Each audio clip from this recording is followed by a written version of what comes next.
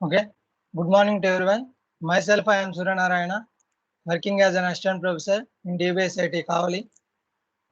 Today, the presentation on industrial engineering subject, which is for final year mechanical engineers.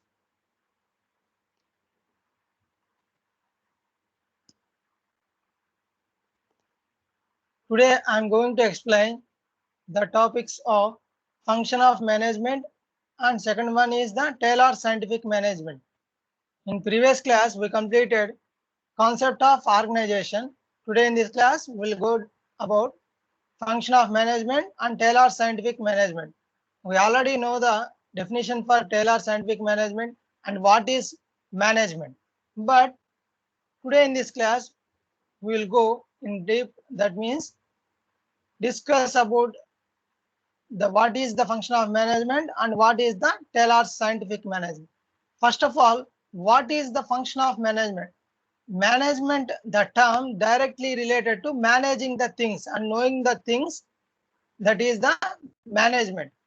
In the management, the operates or the operation of various functions classified as planning, organizing, staffing, leading or directing, and controlling or monitoring and motivation. These are all the factors we will discuss in the function of management. Function of management. First one is the first factor is the planning. One word to say about planning is future prediction. Okay, the one word for planning is future prediction. Future prediction, what is the future prediction? In that, the task can be completed today or next week or next month or next year over the next 5 years. This is the future prediction.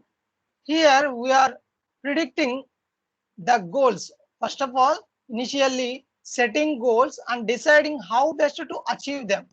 Okay, the task can be completed within given period of time, or that is the task preparation is the setting goal, and finishing our goals is achieving the results, achieving the best results by following the best methods in a cheapest way.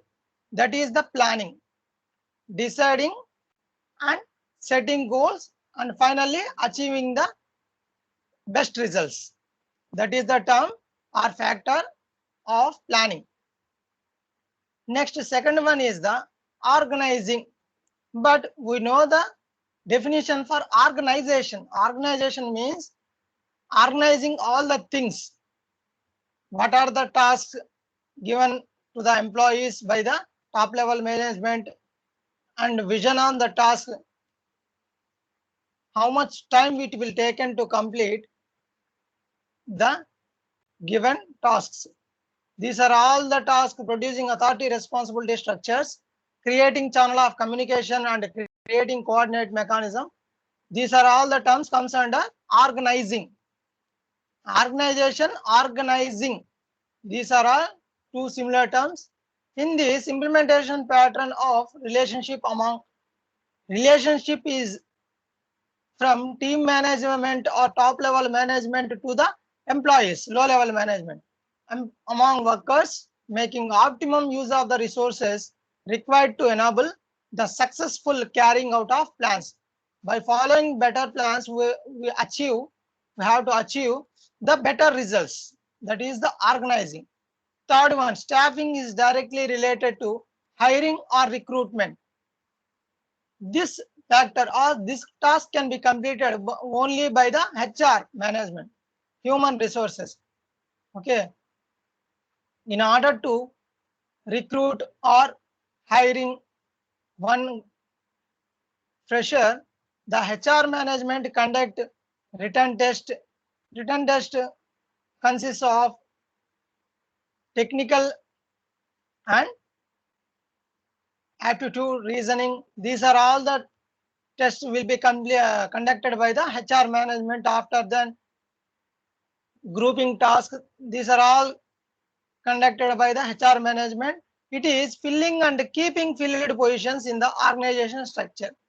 That is related to staffing. Staffing is related directly related to recruiting or hiring the persons for filling the positions, that is staffing. Next, fourth one, leading or directing. Leading is directly related to influencing, communicating, and motivating people to perform tasks for goal achievement. Okay, this complete subject tells about reaching our goals in a better manner by following better methods in a cheapest way. Directing, the term related to what needs to be done in a situation and getting people to do it. Directing means showing the path how to complete these tasks. That is the directing. Next, coming to fifth one, controlling. Controlling is related to maintaining, comparing, and correcting organizational performance toward goal achievement. Checking progress against plans. Okay, in order to control the running or maintenance or initial or capital costs, this task can be completed by the high level management. Okay, one person is allotted for the controlling section. Next, motivation. Motivation, it is the very much important factor in any organization or any company.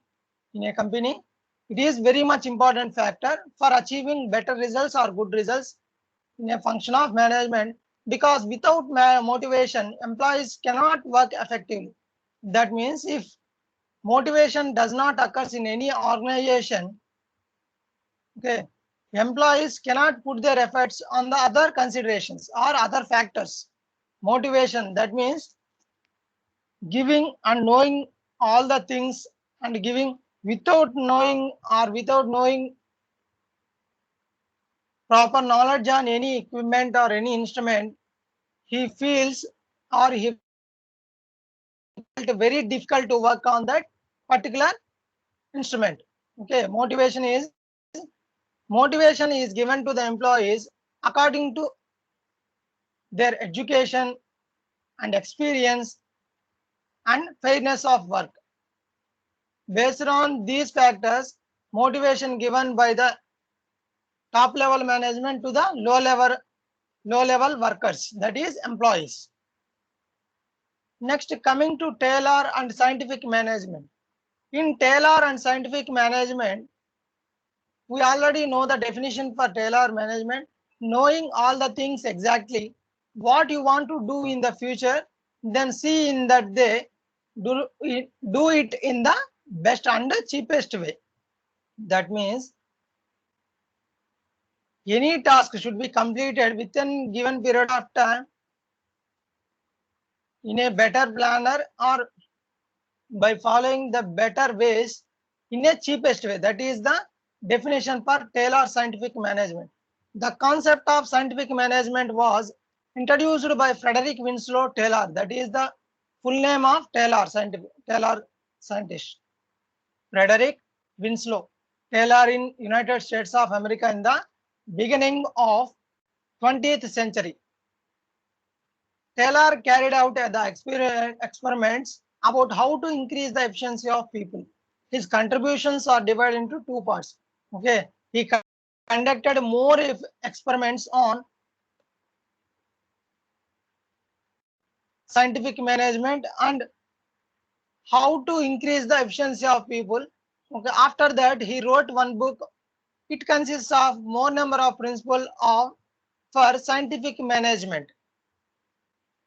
The contributions are divided into two parts. One is elements, features, tools of scientific management. Second one is the principles of scientific management. Principles of scientific management. First of all, I will discuss about elements or features and tools of scientific management. After then, I will go to the principles of scientific management. First one, features or elements and tools of scientific management. In that, the elements or features are tools. In that, the first factor is the separation of planning and doing. In this separation of planning means segregation of work. First of all, the planning should made by the supervisor. Okay, the planning should be made by the supervisor and assigning the planning or assigning the work to the worker. Okay, separation of planning. In other words, planning should be left to the supervisor. That means separation of planning is given to the supervisor and doing of worker by the worker should concentrated only operational work. Doing is related to the worker and separation of planning is related to the supervisor. In this, two terms consists of planning and doing. Planning is related to supervisor and doing of operational work only by the worker. Next, functional foremanship. Foremanship in this, it consists of specialization of functions. In this system, 8 persons are involved directly to the activities of workers. In this, out of these, 4 persons are for planning, that means route clerk, instruction card clerk, time and cost clerk, and disciplinarian. Other 4 persons completing the task, okay, doing of the jobs. Other 4 persons. In this, instruction card clerk, that is note down the entering and exit time punches and the time maintenance cost clerk. Okay, for this task, 4 persons are allotted for maintaining these tasks and other 4 persons doing their own jobs, which are given by the top level management or the supervisor. Next, coming to third one, job analysis. It is useful to find out the one best way of doing the things. It is directly based on the definition of Taylor scientific management, knowing the things and completing this task in future within given period of time by following the better ways or better methods in a cheapest manner. That means by following shortest paths and preparing the better plans or better methods in consequently less time and cost. That means in a cheapest way or cheapest manner. The best way of doing the things can be determined by taking up time motion fatigue studies. We already know that what is time study and what is motion study and what is fatigue study. Time study involves the determination of time movement. Okay. For example, if any task should be completed within given period of time, how much time is taken for completing this task, that can be determined by following or conducting the time study process. Next, motion study. Motion study involves the study of movements in a part which are involved in doing the job and thereby eliminating the wastages or wasteful movements. That means preparation of short paths and preparation of short movements, least movements, that can be eliminating the unuseful movements. Next, third one, fatigue study. That shows amount and frequency of rest required in completing the work. It is fatigue study. Next, fourth one, standardization. As far as possible, standardization should be maintained in respect of instruments. Okay, standardization, that means respect of instruments and tools. Okay, by following the better and taking the best instruments and tools which are required to complete the assigned tasks. Period of work, amount of work, working conditions, cost of production. These are all the terms comes under standardization factor, standardization. Next, scientific selection and training of workers. Okay, training is related to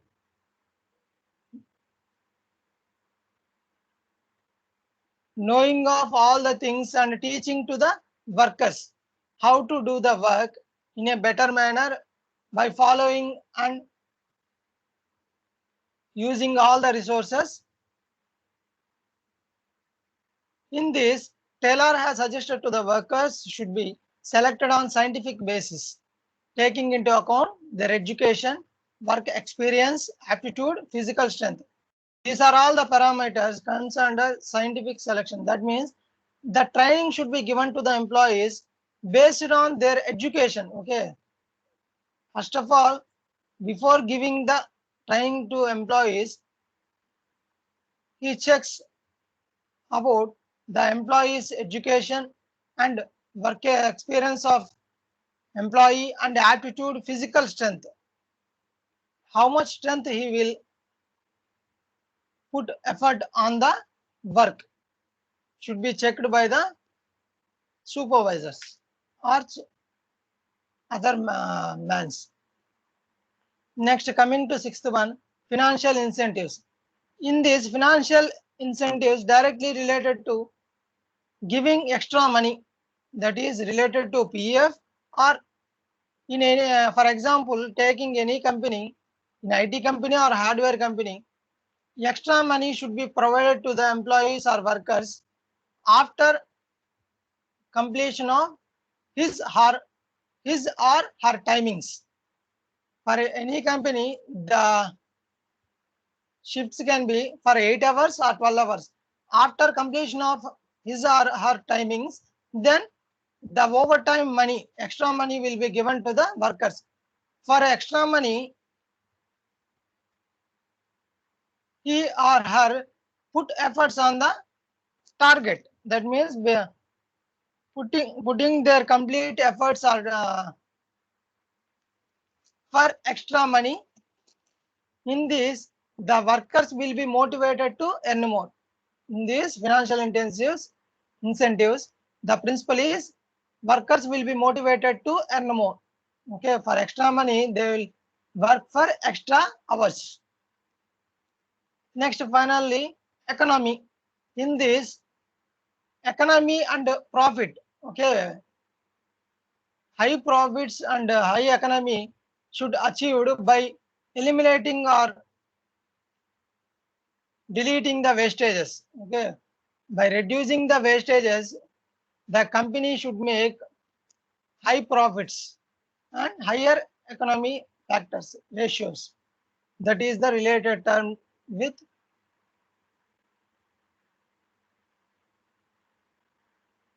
elements of features or tools of scientific management. Next, coming to principles of scientific management. Principles of, I was already told you in previously, principles. He wrote a one book on scientific management, how to eliminate the wastages and how to achieve the best results or good results by following better methods in a cheapest way, by reducing shortest paths, by following shortest paths and reducing the least high movements into least movements. Taylor has given certain basic principles of scientific management. First one is the replacing rule of thumb with science. According to Taylor, exactness of various aspects of work like days of fair work, that means based on her or his interest, the work should be allotted to the fairness of work. After that, standardization in work. Standardization means following particular measurements or standards like BIS and ISO. We are giving or allotting these tasks for any company. Next, differential piece rate for payment. That means the differential payment will be given to the workers based on size and extra time. Workers should take extra time for completion of this task. Then the differential piece rate will be given to the employee. Next, second one, cooperation. Cooperation is the better communication or better coordination or better cooperation is very much important for completing the task or target or goals in a given period of time. Individual, for example, I'm taking one task can be given to the one employee, then he feels very happy to complete the task. Then, if in case 10 tasks should be given to the employee at a time, then he felt very difficulty to complete the task. Okay, in such cases, the 10 tasks should be given to the 10 workers or 10 employees. All the employees can group it together and complete the task by following good communication or coordination between others or between us, then the task or goal or targets can be completed within given period of time by following cooperation and goodwill. Next, third one, maximum output. Scientific management involves continuous increase in production and productivity instead of restricted production either by management or worker. Maximum output, that means better results can be obtained by following better methods in a cheapest ways. Next, finally, development of workers. All workers should be developed to the fullest extent possible for their own and for others' company. Highest prosperity. Training should be provided to the workers to keep them fully fit according to the requirement of new methods of working, which may be different from non-scientific methods. That means perfect training is required to the employees to put their efforts by knowing all the things, how to operate and how to conduct these tasks like time study, motion study, fatigue study. These are all very much important to conduct and achieve better results according to Taylor scientific management and principles of scientific management. Okay. Today I am concluding with principles of management. In next class we will see Foyle's 14th principle.